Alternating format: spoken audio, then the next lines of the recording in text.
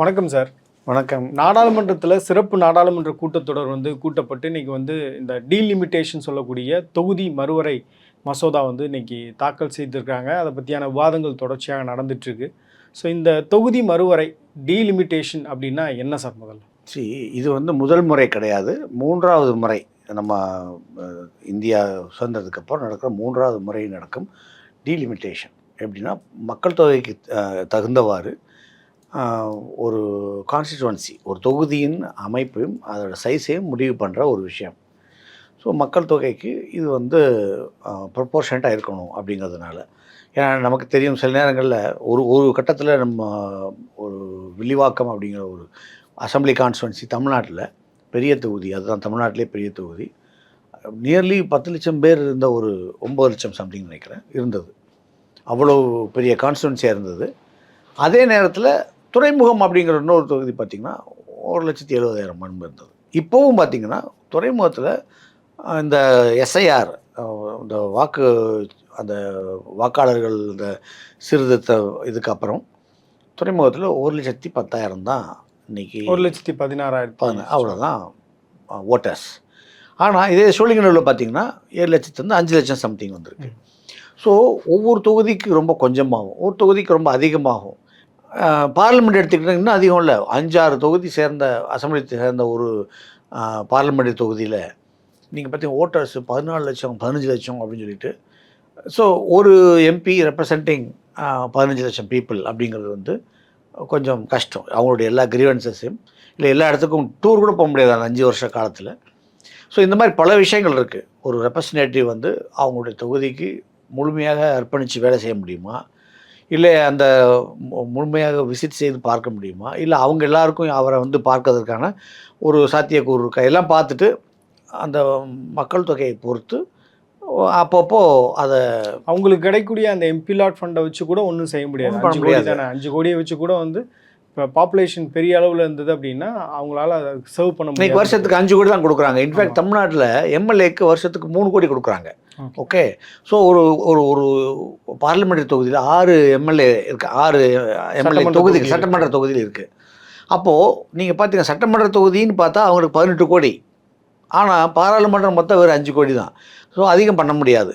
So ஒரு timely revision, அதாவது ஒரு அந்த மக்கள் தொகையை பொறுத்து அதோடைய தொகுதியோட சைஸை பொறுத்து அப்பப்போ இந்த மாதிரி தொகுதி வரைமுறை செய்து புதிதாக உருவாக்குவதும் ஏற்கனவே இருப்பதை சேர்த்து எல்லாம் நியாயமான சரியான விஷயந்தான். ஆனால் அதற்கு சில ரொம்ப ஸ்ட்ரிக்டான கோட்பாடுகள் உள்ளன. அதை அரசியல் காரணத்துக்காக, இல்லைனா ஒரு பகுதியை ஒழித்து கட்ட வேண்டும், இல்லை ஒரு பகுதிக்கான அந்த பார்கெனிங் கெப்பாசிட்டி அதை குறைக்க வேண்டும் அப்படிங்கிறதுக்கு அல்டீரியர் மோட்டிவோட ஒரு உள்நோக்கத்தோடு பண்ணும் ஒரு முயற்சியாக இந்த முறை பார்க்கப்படுகிறது. சார், இப்போ நமக்கு தமிழ்நாட்டை பொறுத்தவரையில் 39 நாடாளுமன்ற உறுப்பினர்கள் இருக்காங்க, புதுச்சேரியும் சேர்த்து 1 40ன்னு வச்சுக்கோங்களேன். இப்போ இந்த எண்ணிக்கை அதிகமாக போகுது, 50% வரை அதிகரிக்க போகிறோம் தானே சொல்கிறாங்க. அப்படி இருக்கும்போது ஏன் தமிழ்நாடு எதிர்க்கிறது? இது இப்படி ஒரு ஸ்ட்ரெயிட்டாக ஓகே எல்லாருக்கும் 50% சீட்டு இன்க்ரீஸ் நம்ம கொண்டாட வேண்டிய விஷயம் கிடையாது. ஏன்னா எனக்கு 39, அது இனிமேல் 59 போகுது அப்படிங்கிறது சந்தோஷப்பட வேண்டிய விஷயம் கிடையாது. ஏன்னா இது வெறும் நம்பர் கேம் கிடையாது, இது பர்சன்டேஜ் பார்க்கணும். நீங்கள் இவ்வளவு நாள் ஒரு தமிழகத்திற்கும் தென் மாநிலங்களுக்கும் இல்லை ஒரு அந்த விகிதாச்சாரம் பார்க்கணும். விகிதாச்சாரம் படி நீங்கள் பார்த்தீங்கன்னா ஆக்சுவலி நம்ம இப்போ இருக்கிற 7.4% குறையும். ஸோ இப்போ எப்படின்னா 100% உனக்கு 7.4% இருக்குது அப்படிங்கிற ஒரு நிலைமை இப்போது. சவுத்துக்கு மட்டும் பார்த்திங்கன்னா அது ஒரு 28 சம்திங் இருக்குது. ஸோ இந்த பர்சன்டேஜ் தான் நீங்கள் முக்கியம். ஏன்னா வெறும் நம்பர் கிடையாது. நம்பர் பார்த்திங்கன்னா ஓகே எனக்கு 50%, உனக்கு 50% சொல்லி தமிழகமும் உத்தரப்பிரதேசம் ஒரே மாதிரியாக கொண்டாட முடியாது. ஏன்னா இந்த பர்சன்டேஜ் வழி பார்த்திங்கன்னா தமிழகத்தை விட உத்தரப்பிரதேஷ், பீகார், மத்திய பிரதேஷ், ராஜஸ்தான், மகாராஷ்டிரா, அந்த மாதிரி அந்த சத்தீஸ்கர், ஜார்க்கண்ட் மாதிரி ஒரு நம்ம கௌபெல்ட்டுன்னு சொல்லுவோம், அந்த ஹிந்தி பேசும் மாநிலங்கள், கோர் மாநிலங்கள், அவைகளுக்கு பெரிய அளவில் ஒரு 5% மேலே அவங்களுக்கு கூடுது சீட்டு. சார் இப்போ பிரச்சனை வந்து நம்மளால் வந்து அதிகமான பாப்புலேஷனை சர்வ் பண்ண முடியல, எம்பிஸால் வந்து அவங்கள ரீச் அவுட் பண்ண முடியல, அவங்களுடைய கிரிவன்சஸை வந்து லிசன் பண்ண முடியல அப்படின்றது தானே பிரச்சனையாக இருக்குது. இப்போ நீங்கள் சொல்லக்கூடிய அந்த ஹிந்தி பெல்ட்டில் பார்த்தீங்கன்னா ஆல்ரெடி நாடாளுமன்ற தொகுதிகள் வந்து அதிகமாக இருக்குது. அங்கே பாப்புலேஷன் பார்த்தீங்கன்னா ரொம்ப அதிகமாக இருக்குது. இப்போ அவங்களுக்கெல்லாம் வந்து அவங்க சர்வ் பண்ணணும் அப்படின்னா, அவங்களுடைய கிரிவன்சஸ் எல்லாம் கேட்கணும் அப்படின்னா நிச்சயமாக அவங்களுக்கு வந்து தொகுதிகளை இன்க்ரீஸ் பண்ணி கொடுக்கறது தானே சரியாக இருக்குன்னு சொல்கிறாங்க. யாருக்கும் அதை பற்றி எந்த ஆட்சேபனையும் கிடையாது. தொகுதிகளை இன்க்ரீஸ் பண்ணணும், ஏன் மாநிலங்களை கூட பிரிக்கணும். உத்தரப்பிரதேசம் மாதிரி மாநிலங்கள் வந்து 3 நாடாக பிரித்தா கூட நல்லது தான். அதை பற்றி யாருக்கும் எந்த ஆட்சேபனையும் கிடையாது. ஆனால் பிரிக்கும் பொழுது நம்பர் ஆஃப் சீட்ஸை அதிகரிக்கும் பொழுது இந்த விகிதாச்சாரமும் மெயின்டைன் செய்யப்பட வேண்டும். எனக்கு என்னுடைய ஓட்டுக்கு அங்கே 7.4% ஒரு ஒரு இம்பேக்ட் இருக்குன்னா அட்லீஸ்ட் அந்த 7.4% நீங்கள் மெயின்டைன் பண்ணணும். ஃபஸ்ட்டு வந்து நீங்கள் அதை என்ஷூர் பண்ணணும். இப்போது சீட்டுகளை இன்க்ரீஸ் பண்ணுறங்கிற பேரில் என்ன ஒரு இதாகுதுன்னா, தென் மாநிலங்களுக்கும் நார்த் ஈஸ்ட் மாநிலங்களுக்கும் அவர்களுக்குள்ள விகிதாச்சாரம் வந்து குறையுது. நியர்லி 4% தென் மாநிலங்களுக்கும் அதுவும் 4% வந்து நார்த் ஈஸ்ட்டுக்கும் குறையுது. யார் கெயின் ஆகுதுன்னா நான் சொல்கிற அந்த ஹிந்தி பெல்ட்டுக்கு வந்து 5% அதிகமாகுது. ஸோ நம்பர் ஆஃப் சீட்ஸ் அதிகரிக்க பற்றி நமக்கு எந்த ஆட்சேபனை கிடையாது. இந்த விகிதாச்சார மாற்றம் ஏன் முக்கியமாக இருக்குன்னா, இனிமேல் அதை அனுமதித்தால் பிற்காலத்தில் ஒரு ஒரு முக்கியமான ஒரு அரசியலமைப்பு சட்டத்தை திருத்த வேண்டிய ஒரு பெரிய சட்டம் வந்தாலோ, இல்லை ஒரு க்ளோஸாக ஃபைட் பண்ணுற ஒரு பார்லிமெண்ட் எலெக்ஷன் வந்தாலோ, அங்கே வந்து நம்மளுடைய பார்கெனிங் பவர், நம்மளுடைய மாநிலங்களுக்கு நம்ம போராடிப்பட வேண்டிய அந்த உரிமை வந்து எத்தனை % குறையுதோ அதுக்கு ப்ரொபோர்ஷனேட்டாக நம்ம வாய்ஸும் குறைஞ்சிடும். இப்போ பாஜகவை பொறுத்தவரையில் இந்த சட்டத்தை கொண்டு வர்றாங்கன்னா நிச்சயமாக சதர்ன் ஸ்டேட்ஸ்லேருந்து எதிர்ப்புகள் வரும் அப்படின்றது நல்லாவே உங்களுக்கு தெரியும். இதெல்லாம் யோசிக்காமையா அவங்க வந்து ஒரு சட்டத்தை கொண்டு வர போகிறாங்க? அவங்க ரொம்ப யோசிச்சிருக்காங்க. யோசிக்கலன்னு யார் சொன்னாங்க? ரொம்ப யோசிச்சிருக்காங்க. அதனால தான் நீங்கள் பார்த்தீங்கன்னா விமென்ஸ் பில்லோட சேர்த்து கொண்டு வராங்க. பாராளுமன்றத்திலும் சட்டமன்றங்களிலும் பெண்களுக்கு 1/3 பங்கு கொடுக்கணும் அப்படிங்கிறது வந்து எல்லா கட்சி பாகுபாடு இல்லாமல் எல்லாருமே ஏற்றுக்கொண்ட ஒரு கொள்கை. அதை வந்து நீங்கள் இவ்வளோ நாள் நடக்காட்டாலும் பேரோடு தான் பேசுகிறாங்கன்னாலும் யார் எதிர்ப்பு தெரிவிக்கவில்லை. ஸோ இப்போ அவங்க என்ன பண்ணுறாங்கன்னா அந்த பில்லை கொண்டு வந்து இந்த டீலிமிட்டேஷனோட சேர்க்குறாங்க. என்னென்னா இந்த டீலிமிட்டேஷன் பண்ண உடனே அவங்களுக்கு 1/3 கொடுத்துடலாம். மீனிங் 1/3 இந்த டீலிமிட்டேஷன் பண்ணால் தான் கிடைக்கும். புரியுதா? ஸோ டீலிமிட்டேஷனுக்கும் விமன்ஸ் ரிசர்வேஷனுக்கும் சம்மந்தமே கிடையாது. நீங்கள் சொன்ன மாதிரி அவங்க யோசிச்சிருக்காங்க. டீலிமிட்டேஷனை கொண்டு போக முடியாது, எல்லாருமே எதிர்ப்பாங்க. ஆனால் டீலிமிட்டேஷன் பண்ணினா தான் விமன்ஸ் பில் வரும் அப்படின்னு சொல்லி ரெண்டையும் பிக்கி பேக் ரைடிங் சொல்லுவாங்க. அது மேலே குதிரை சவாரி செய்கிற மாதிரி இதையும் கொண்டு வந்து சேர்த்தாச்சுன்னா விமன்ஸ் பில் அப்படிங்கிற போர்வையில் ஒரு பசுத்தோல் போர்த்தி புலி மாதிரி விமன்ஸ் பில் அப்படிங்கிற போர்வையில் டீலிமிட்டேஷனையும் பண்ணிடலாம். ஸோ அந்த கட்டத்தில் யாரும் விமன்ஸ் பில்லை எதிர்க்கிற எனக்கு கெட்ட பேர் வரக்கூடாதுன்னு சொல்லிட்டு இதையும் சேர்ந்து கொண்டு போயிடலான்னு நினச்சாங்க. அது நடக்கிற மாதிரி தெரியல. சார் இப்போ சதர்ன் ஸ்டேட்ஸில் பார்த்தீங்கன்னா உங்களுக்கு வந்து ஆந்திராவில் பிஜேபி வந்து அலைன்ஸ் பார்ட்னராக இருக்காங்க தெலுங்கு தேசம் கட்சியோட. தமிழ்நாட்டை பொறுத்தவரையில் அதிமுகவோட அவங்க அலைன்ஸில் இருக்காங்க. இங்கே வந்து எப்படியாவது கட்சியை வளர்க்கணும் அப்படின்றது தான் அவங்களுடைய ஃபோக்கஸாக இருக்குது. இப்போ நிச்சயமாக இந்த மாதிரியான ஒரு விஷயத்தை நம்ம இங்கே பண்ணும்போது சவுத்தில் இருக்கக்கூடிய மக்கள் வந்து எதிர்ப்பாங்க, இது நமக்கு பேக் ஃபயர் ஆகும் அப்படின்ற ஒரு எண்ணம் பாஜகவுக்கு இல்லையா? சவுத் எதிர்த்தா என்ன? அவங்களுடைய ஏற்கனவே நம்மளுடைய டிசைடிங் கெப்பாசிட்டி கொஞ்சம் தான். டெல்லியில் யார் அதிகாரத்துக்கு வரணும், சென்ட்ரல் கவர்மெண்ட் யார் கைக்கு போகணுங்கிற முடிவு செய்கிற அதிகாரம் நமக்கு ஏற்கனவே கொஞ்சம் தான். சதர்ன் ஸ்டேட்ஸுடைய அந்த நாடாளுமன்ற தொகுதிகள் பார்த்தோன்னா 129 தான். ஆமாம். அதனால் நம்ம வந்து எனிவே அவங்களுக்கு தேவை கிடையாது. அவங்களுக்கு வந்து நார்த்தில் வந்து இந்தி பேசும் மாநிலங்களில் வந்து நல்ல ஒரு பெர்ஃபார்மன்ஸ்க்கு இருந்ததுன்னா நம்ம இல்லாமலேயே அவங்க அங்கே ஆட்சி அமைச்சிடலாம். ஏற்கனவே அதான் நிலைமை. இனிமேல் அது குறையத்தான் போகுது. ஸோ இதில் வந்து அவங்க இப்போ நீங்கள் இன்னொன்று பார்க்கணும். நீங்கள் இந்த ஒரு விஷயத்தில், இந்த டீலிமிட்டேஷன் விஷயத்தில் அகிலேஷ் யாதவ், உத்தரப்பிரதேச அந்த அகிலேஷ் யாதவ், அப்புறம் பீகார் எம்பி, ராஜஸ்தான் அங்கே உள்ள காங்கிரஸ் மற்றும் அந்த மாநில கட்சிகள் அவங்களுடைய நிலைப்பாடு என்னவாக இருக்கும்? இப்போ யோசிங்க. அவங்க எல்லாருமே இந்தியா பிளாக்குங்கிற ஒரு பிஜேபி அல்லாத ஒரு கூட்டணியில் இருக்கிறாங்க. இப்போது அகிலேஷ் யாதவ் வந்து எதிர்ப்பாரா ஆதரிப்பாரா? ஸோ எதிர்த்தாருன்னா இந்தியா பிளாக்குக்குள்ளே டிவிஷன் வரும்ல. ஸோ இதெல்லாம் அவங்களுடைய கால்குலேஷனாக இருக்கலாம். இப்போ இந்தியா பிளாக் வந்து உடைக்கக்கூடிய ஒரு எண்ணத்தில் தான் இதை பண்ணியிருக்காங்க அப்படின்றீங்களா? அது ஒரு இன்னொரு பெனிஃபிட்டு, ஆடட் பெனிஃபிட், வின்ஃபால் ஏதோ நடக்குது, அதில் இதுவும் ஒரு கொலேட்ரல் பெனிஃபிட். அது வந்து அவங்க யோசிச்சிருக்கலாம். அதனால் சதர்ன் ஸ்டேட்ஸ் வந்து கம்ப்ளைண்ட் பண்ணினாலும் முதலாவது அவங்களுக்கான அதிகாரம் குறைவு தான்.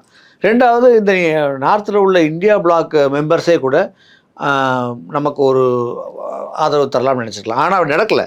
இன்றைக்கி மார்னிங் நீங்கள் அகிலேஷ் யாதவ் பேசுனது பார்த்தீங்கன்னா அவர் அந்த மாதிரி ஒரு குறுகிய வட்டத்துக்குள்ளே சுருக்கி கொள்ளவில்லை. அவர் ரொம்ப சாமர்த்தியமாக பேசியிருக்கிறார். சார், இப்போ நீங்கள் பார்த்தீங்கன்னா இப்போ தமிழ்நாட்டை பொறுத்தவரையில் தேர்தல் நடக்கக்கூடிய காலகட்டத்தில் இந்த மாதிரியான ஒரு பில்லை வந்து நாடாளுமன்றத்தில் கொண்டு வராங்க. இதை பற்றியான விவாதம் இன்றைக்கி நடந்துட்டுருக்கு. ராகுல் காந்தி கூட எதிர்க்கட்சி தலைவர் கூட பேசியிருக்காரு. ஸோ இது வந்து தேர்தல் அரசியலில் எப்படி இது பார்க்கப்படும்? மக்களை பொறுத்தவரையில் அந்த அளவுக்கு இந்த பிரச்சனையை உள்வாங்கி இருக்கிறாங்களா? ஏன்னா இன்றைக்கி கூட டைம்ஸ் ஆஃப் இந்தியாவில் முதலமைச்சர் மு.க. ஸ்டாலின் அவர்கள் ஒரு விரிவான கட்டுரை ஒன்று எழுதியிருந்தார். ஸோ இது எதனால் இந்த ஒரு சமயத்தில் இந்த டைமிங் எதனால் இந்த சமயத்தில் அவர்கள் இந்த ஸ்பெஷல் செஷனை கூட்டினார்கள் என்று எனக்கு அனுமானிக்க கஷ்டமாக, ரொம்ப ஆச்சரியமாக இருக்குது. ஏன்னா பிஜேபிக்கு நல்லா தெரியும், பிஜேபியால் 3/2 பங்கு பெரும்பான்மை அச்சீவ் பண்ண முடியாது. அவங்களுக்கு இப்போ இருக்கிறது 329, அவங்களுக்கு தேவையான ஓட்டு 360 அல்லது 61. ஸோ அந்த ஷார்ட்டேஜை அவங்களால் ஃபில் பண்ண முடியுங்கிற நம்பிக்கை யாருக்குமே கிடையாது. சார், இப்போ நேற்று பார்த்தீங்கன்னா உங்களுக்கு வந்து ஒரு விளக்கம் தரக்கூடிய வகையில் ஒரு டயக்ராம் வந்து ஃப்ளோட் பண்ணப்பட்டிருந்தது. சோஷியல் மீடியாவில் பார்த்தா ஒரு அட்டவணை போட்டிருந்தாங்க. அந்த அட்டவணையில் வந்து 50% வந்து இன்க்ரீஸ் தான் இருக்குது, எந்த மாநிலமும் பாதிக்கப்பட போகிறதில்ல, இது வந்து தேவையில்லாமல் வதந்திகளாக வந்து எதிர்க்கட்சிகள் வந்து பிளான்டாக இதை பண்ணிகிட்ருக்காங்க. இப்போ இதுக்காக ஒரு ஸ்பெஷலாக ஒரு ஆணையம் அமைக்கப்படும். அந்த ஆணையம் தான் வந்து டிசைட் பண்ணும். அவங்க வந்து வெவ்வேறு ஸ்டேக் ஹோல்டர்ஸை சந்தித்து அவங்கள்ட்ட இன்புட்ஸ் வாங்கி தான் இதை நம்ம செயல்படுத்த போகிறோம். அப்புறம் அவங்க அறிக்கையாக கொடுப்பாங்க. அதை வந்து இங்கே இருக்கக்கூடிய அரசு வந்து பார்த்து அதற்கு பிறகு தான் நம்ம செயல்படுத்த போகிறோம்ன்ட்டு ஒரு விளக்கம் கொடுக்குறாங்க. அப்படி இருக்கும்போது நம்ம இனிஷியலாக ஒரு விஷயத்தை பார்த்து பதற்றமடையோ இல்லை பயப்படவோ வேண்டிய அவசியம் என்ன சார்? நீங்கள் சொன்ன அந்த அட்டவணை தான் மிஸ்ஷீஃப். பாஜகவின் ஒரு பெரிய ஒரு அல்டீரியர் மோட்டிவ் எக்ஸ்போஸ் ஆன ஒரு விஷயம் வந்து அந்த அட்டவணை.